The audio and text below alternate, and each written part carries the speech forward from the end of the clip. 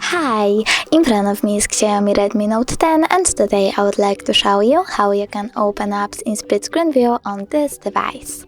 Firstly, open any apps like Gallery and Browser. Then click on the square button and hold an app.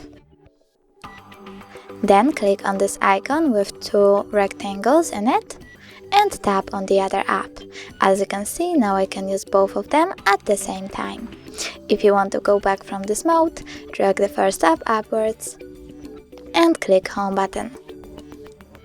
Thanks so much for watching. If you enjoyed this video, smash that like button, comment and don't forget to subscribe. Bye!